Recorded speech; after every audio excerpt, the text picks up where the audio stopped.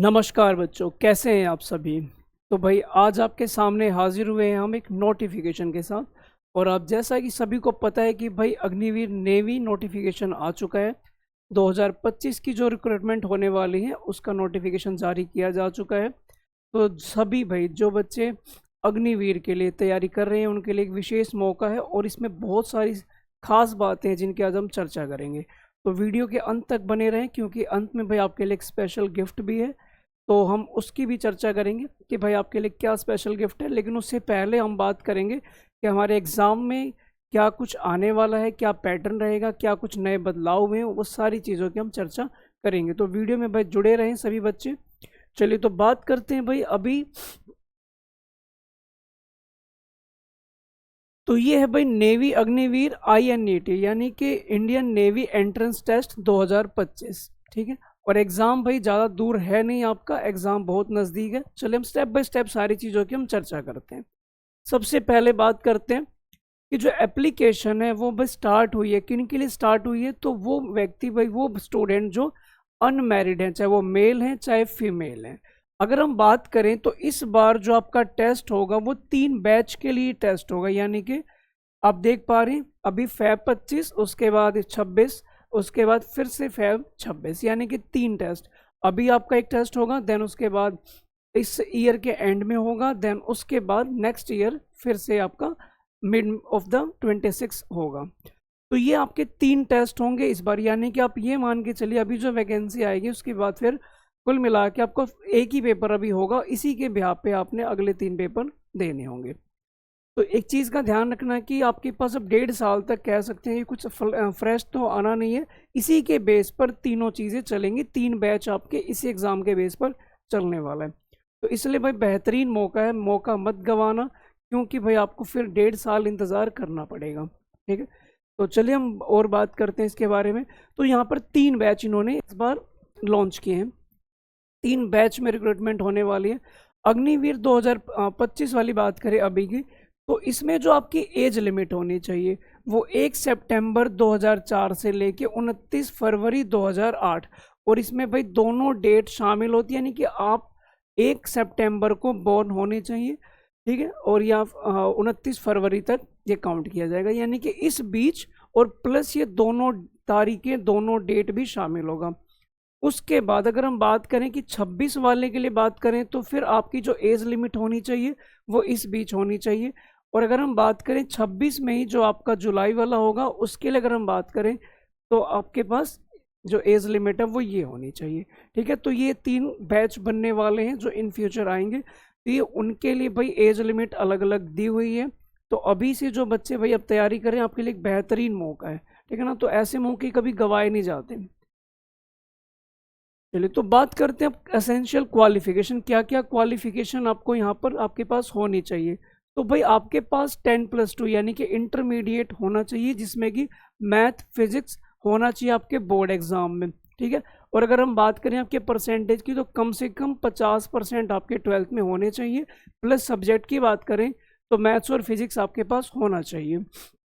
उसके बाद या फिर दूसरा तरीका, दूसरा भी ऑप्शन आपके पास है कि 3 साल आपने डिप्लोमा कोर्स किया हो इंजीनियरिंग में, और ये उसकी फील्ड है mechanical, electrical, automobiles, computer science, instrumentations technology और इंफॉर्मेशन टेक्नोलॉजी। यानी कि ये अलग अलग फील्ड है जहाँ से आपने इंजीनियरिंग की हुई हो। ठीक है, तो यहाँ भी परसेंटेज वही सेम है आपका, 50% यहाँ पर परसेंटेज आपकी होनी चाहिए। या फिर अगर बात करें कि आपके पास 2 साल का वोकेशनल कोर्स हो, लेकिन जो सब्जेक्ट हैं वो आपके क्या होने चाहिए, फिजिक्स हो और मैथमेटिक्स हो, ये भी आपने ध्यान रखना है। बोर्ड आप देख सकते हैं भाई, सेंट्रल, स्टेट या यूटी, और परसेंटेज अगेन वही आपका 50% होना चाहिए। ठीक है, उसके बाद मान लीजिए कोई ऐसा बच्चा कहता है कि सर हमने 12th का एग्ज़ाम दिया, क्या हम भी फिल कर सकते हैं। बिल्कुल कर सकते हैं आप अभी फिल, लेकिन आपने ध्यान रखना है कि इसमें जो डेट होगी, जिस क्रूशियल डेट का मतलब जिस डेट को आपका ये चेक किया जाएगा कि भाई किस तारीख तक आपको ये अप्लाई करना है, उस तारीख तक आपके पास इसका ओरिजिनल सर्टिफिकेट होना चाहिए। ध्यान रखना, आपका जो रिजल्ट आएगा वो ऑनलाइन पे जो आएगा वो वैलिड नहीं, आपके पास प्रॉपर उस तारीख का ओरिजिनल सर्टिफिकेट होना चाहिए जो आप 12th के आपके बोर्ड से इशू होता है, इस बात का आपने ध्यान रखना है। तो फिल आप कर सकते हैं, बट आपके पास उस डेट से पहले आपके पास सर्टिफिकेट होना अनिवार्य है। अब बात करें मैरिटल स्टेटस की, तो भाई इसमें आपने ध्यान रखना है कि सिर्फ अनमैरिड मेल या फीमेल ही भाई अप्लाई कर सकते हैं, और उसके साथ साथ कुछ कंडीशंस भी हैं, और भी कंडीशन है। सर क्या कंडीशन है, तो सुनो जरा। तो इसके अंदर, क्योंकि भाई मान लीजिए 4 साल तक, पहली बात तो अब भाई अलाउड नहीं है, आप मैरिज नहीं कर सकते, अब मैरिज बिल्कुल नहीं कर सकते 4 वर्षों तक। और इस बीच मान लीजिए पाया जाता है कि भाई आपने मैरिज की थी, आप मैरिज कर लेते हैं, तो याद रखें भाई आपको डिबार्ड कर दिया जाएगा, निकाल दिया जाएगा। ठीक है, ये बात आपने ध्यान रखनी है। तो यहाँ पर ना आपको एक सर्टिफिकेट देना होता है, अगर जब आप फॉर्म फिल करते हैं तो आपको एक सर्टिफिकेट देना होता है कि हम अनमैरिड है, इस बात का सर्टिफिकेट देना होता है। बात समझ में आ गई। तो ये भाई मैरिटल स्टेटस की बात हो गई। चलिए बात करते हैं एग्जामिनेशन फीस की। फीस क्या लगने वाली है, तो भाई आपकी जो फीस है वो है 550 रुपये, और प्लस 18% GST लगेगा, तो आपका जो टोटल अमाउंट हो जाएगा वो 649 हो जाएगा। इतने रुपए आपके भाई एग्ज़ाम फीस के जाने वाले हैं, जो कि आप ऑनलाइन मोड से पे कर सकते हो, यानी कि आपके पास कार्ड हो, डेबिट कार्ड हो, UPI हो, या फिर नेट बैंकिंग हो, तीनों में से कोई भी माध्यम से आप अपनी पेमेंट कर सकते हैं। ठीक है, ये फीस भाई आपका एक ही बार चार्ज होगा, क्योंकि आपके जो एग्ज़ाम होते हैं वो 2 स्टेजेस में होते हैं। तो स्टेज 1 के टाइम पे आपकी फ़ीस लगनी है, स्टेज 2 में कोई अलग से फ़ीस नहीं पे करनी होती है। ठीक है भाई बच्चों, बात समझ में आ रही है यहाँ तक। चलिए बात करते हैं अलाउंसेस की। जैसे कि अब मान लीजिए भाई आपने आपकी ज्वाइनिंग वगैरह होती है, तो उस टाइम पे आप सैलरी वगैरह की बात करें तो क्या होगा। तो सैलरी जो होती है वो आपकी 30,000 पर मंथ होती है, फिक्स होती है, और हर साल भाई ये आपका इंक्रीमेंट होता है, उसको हम यहाँ से समझते हैं। अब जैसे पहले साल आपकी जो सैलरी होगी वो कितनी होगी, 30,000, उसमें से 70% आपको इन हैंड मिलेगा, बाकी आपका कॉर्पस फंड में जाएगा, और इतना ही गवर्नमेंट कंट्रीब्यूट करेगी, और ये आपका कॉर्पस जमा होता रहेगा, और ये आपकी इन हैंड सैलरी आती रहेगी 4 वर्षों तक। उसके बाद ये वाला जो कॉर्पस है ये भाई आपका डिपॉजिट होता रहेगा, जो कि आपको at the end of the 4 year मिलने वाला है। ठीक है, ये बात भी समझ में आती है। तो ये आपका सैलरी वगैरह का अलाउंसेस होगा। उसके अलावा क्या होता है, जैसे रिस्क हुआ, हार्डशिप हुआ, ड्रेस के लिए हुआ, ट्रैवल के लिए हुआ, ये सेपरेट होते हैं, ये भाई आपको मिलेंगे सेपरेटली। ये तो सिर्फ बात होती है सैलरी की, और ये अलाउंसेस जो होते हैं वो हमेशा क्या होते हैं, सेपरेट होते हैं, वो आपको अलग से मिलेंगे। ठीक है, अब उसके बाद देखना जरा, इसकी बात करते हैं हम। सिलेक्शन प्रोसेस क्या है इसमें। तो सिलेक्शन प्रोसेस का भाई सिंपल सा फंडा है। स्टेज 1 में क्या होगा भाई, आपका एंट्रेंस टेस्ट होगा। एंट्रेंस टेस्ट में क्या होगा, टोटल भाई 100 क्वेश्चन पूछे जाएंगे, और सारे क्वेश्चन भाई आपके 1 नंबर के होंगे, और ये किस फॉर्मेट में होंगे, बाइलिंगुअल आएंगे, हिंदी और इंग्लिश दोनों ही होंगे। ऑब्जेक्टिव MCQ फॉर्म में होंगे, 4 ऑप्शन होंगे, एक आपने जो भी सही होगा वो आपने मार्क करना है। इसके अंदर अगर हम बात करें 4 सेक्शन आते हैं, क्या, इंग्लिश, साइंस, मैथमेटिक्स और जनरल अवेयरनेस, यानी कि 4 पोर्शन में ये डिवाइड होगा, और ये आपके टोटल 100 क्वेश्चन 100 नंबर का पेपर होगा। ठीक है, अगर हम बात करें सर लेवल क्या आएगा आपके एग्जाम में, तो जो 12th लेवल होता है एग्जैक्टली वही उसी लेवल का, उसी आधार पर चीज़ें बनाई जाएंगी। ड्यूरेशन आपका कितना होगा, तो 1 घंटे आपका ड्यूरेशन होगा। उसके अलावा आपको क्या करना है भाई, इसमें जो नेवी के पास एक राइट है कि वो इंडिविजुअली खुद से डिसाइड करते हैं कितने वालों को हमें पास करना है, यानी कि आपको सेक्शन वाइज तो पास होना ही होना है, प्लस आपको एग्रीगेट में भी पास होना है, यानी कि आपको इन सब्जेक्ट्स में अलग अलग भी पास होना है, और जब टोटल किया जाएगा तो उसमें भी पास होगा। वो कट ऑफ भाई खुद डिपार्टमेंट डिसाइड करेगा कि भाई हमें कितनी कट ऑफ रखनी है, हमें कितने से ऊपर वाले बच्चों को पास करना है। पेनल्टी भी है, ऐसा नहीं है कि भाई इसमें कोई नेगेटिव मार्किंग नहीं है। अगर आप एक सवाल गलत करते हैं तो नेगेटिव मार्किंग के तौर पर 0.25 नंबर आपके कट कर दिए जाएंगे। ठीक है, तो नेगेटिव मार्किंग भी है, इसलिए भाई आप ध्यान रखना, सवाल जो आपको आते हैं तरीके से आपने वही मार्क करने, आपने कोई गैस नहीं करना, कोई तुक्का नहीं मारना इसमें। उसके बाद बात करें कि सेकंड प्रोसेस क्या है, तो उसमें फिजिकल फिटनेस टेस्ट होगा आपका, और उसमें अगर हम मेल की बात करें तो भाई ये रनिंग है, ड्यूरेशन है 6.5 मिनट की ड्यूरेशन है, 1600 मीटर की रेस होगी। उसके बाद उठक बैठक है, पुशअप्स हैं, और बेंट नी सिटअप्स होते हैं, यानी कि भाई नी बेंट करके कुछ सिटअप्स लगते हैं, वो है। फीमेल की बात करें तो सेम यही है, 8 मिनट है, और उठक बैठक 15 है, पुशअप 10 हैं, और भाई बेंट नी सिटअप्स होते हैं जो वो 10 हैं। स्टेज 2 में फिर से रिटर्न की बात होगी। अब रिटर्न की बात करें तो अगेन वही होगा, जो बच्चे फिजिकल टेस्ट पास करेंगे फिर उनका आपका एग्ज़ाम होगा। अगेन वही 100 क्वेश्चन होंगे, 1 नंबर का 1 सवाल होगा और ऑब्जेक्टिव होगा मैं, और इसके अंदर भी वही बाइलिंगुअल चीज़ें देखने को मिलेंगे। अगर बात करें सब्जेक्ट कौन से हैं तो अगेन वही 4 सब्जेक्ट होंगे आपके, इंग्लिश, साइंस, मैथ और आपका जनरल अवेयरनेस, ये आपके सब्जेक्ट होंगे इसमें। सिलेक्शन प्रोसेस में भाई अगला जो होगा वो क्या होगा, मेडिकल एग्जामिनेशन, ठीक है। अब यहाँ पर जो बच्चे भाई जो भी फिजिकल जो टेस्ट है वो पास करेंगे उसके बाद उनका मेडिकल होगा। अगर मेडिकल के दौरान कोई भी मान लीजिए डिस्क्रिपेंसी पाई जाती है, कुछ भी भाई मान लीजिए आपको रिव्यू का वक्त चाहिए कि हाँ मैं थोड़ा सा वक्त लेना चाहता हूँ, तो भाई आपको मैक्सिमम 5 दिन का वक्त दिया जाता है, ठीक है। अगर कोई भी चीज़ ऐसी है जो लगता है कि हाँ भाई आप ठीक कर सकते हैं या फिर कुछ भी ऐसी जो इम्प्रूवमेंट हो सकती है तो उसके लिए 5 दिन का वक्त मिलता है आपको, ठीक है। इसमें जनरली यही बात की है। अब मेडिकल एग्जामिनेशन तो भाई खुद जो नेवी होते हैं वो अपने हॉस्पिटल वगैरह बताते हैं, वहाँ जाकर आपने मेडिकल टेस्ट कराना होता है। अब टेस्ट का प्रोसेस भाई वो आपको एक्चुअल जाके फेस करने पे ही पता लगेगा, तो उसकी हम विशेष चर्चा नहीं करते। वो आप जब जाएंगे मेडिकल टेस्ट करने के लिए तो उनके अपने अपने ग्राउंड्स होते हैं भाई क्या क्या चीज़ें चेक होनी है, तो वहाँ पर जाके आप फेस कर लेंगे, ठीक है। उसके बाद बात करते हैं भाई कैसे आपने अप्लाई करना है। तो अप्लाई करने की बात करी तो आपको ने बताया था कि 3 बैचेज में ये होगा, यानी कि 3 बैच के लिए इस बार ये एग्ज़ाम कंडक्ट कराया जा रहा है और इसमें ऑनलाइन फॉर्म में होगा, सब कुछ ऑनलाइन होगा। और आपकी जो वेबसाइट है इस वेबसाइट पे जाके ही आप इसको अप्लाई करेंगे, ठीक है। अच्छा जी, उसके बाद बात करें तो आपका जो एप्लीकेशन प्रोसेस है वो शुरू होगा 29 मार्च को और ख़त्म होगा आपका 10 अप्रैल को शाम 5 बजे। 17 का मतलब है शाम 5 बजे आपका लास्ट टाइम होगा। उसके बाद इसमें कुछ चीज़ें हैं जो मुझे बताने ज़रूरी लगी तो मैंने ये भी शामिल कर दिया। फ़ोटोग्राफ जो आप अपलोड करेंगे ध्यान रखना वो 25 मार्च से पहले की नहीं होनी चाहिए। साइज़ जो रखेंगे वो 10 KB से लेके 50 KB का होना चाहिए, ठीक है।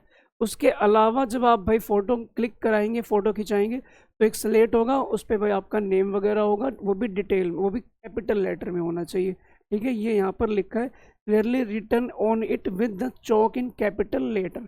और उसके बाद भाई आपका एक तो नाम भी होना चाहिए और डेट ऑफ द फोटोग्राफ भी होनी चाहिए, दोनों चीज़ें चौक से आपने उस पर लिखी हो, ये भी आप सुनिश्चित कर लेंगे। अदरवाइज़ आपने इन सारी चीज़ों का बहुत ख्याल रखना है, क्योंकि भाई क्या होता है कि कुछ नहीं पता किस लेवल पे जाके आपका कैंसिलेशन हो जाए, कैंडिडेट आपका कैंसिल कर दें, तो इसलिए आप हर चीज़ को ना प्रॉपर सीरियस वे में ही लेके चलना। उसके बाद बात करें लाइव फोटोग्राफ लिया जाएगा, ठीक है। यानी कि जब आप एप्लीकेशन फॉर्म फिल करेंगे तो लाइव आपका वेब कैम से आपकी फ़ोटोग्राफ भी लिए जाएंगे, ठीक है। तो उसमें ध्यान रखना है कि आप भाई बिल्कुल प्रॉपर विजिबल होने चाहिए, ब्लर वगैरह कोई शेड वगैरह ना हो। जहाँ भी आप भाई अपनी फ़ोटो क्लिक कराएंगे बिल्कुल सुनिश्चित करना कि आपका जो बैकग्राउंड है वो प्रॉपर नीट एंड क्लीन हो, लाइटिंग प्रॉपर हो, ताकि फ़ोटो ब्लर ना हो, अच्छे से क्लियर हो जाए। मैं कुछ फ़ोटो के एग्जांपल भी आपके लिए लेके आया हूँ, ध्यान रखना फ़ोटो भाई इस प्रकार से होनी चाहिए। ये कुछ एग्जांपल हैं जिसमें आपकी फ़ोटो रिजेक्ट हो सकती है, मतलब ये ध्यान रखना कि इस प्रकार से ना हो, जैसे ब्लर ना हो, क्रॉप ना हो, ऐसे कैप वगैरह कुछ ना हो। तो ये सारी चीज़ें भाई अब कैंसिलेशन के दायरे में आती हैं। आप सिंपल कुछ इस प्रकार से अपनी फ़ोटो क्लिक करेंगे, ठीक है।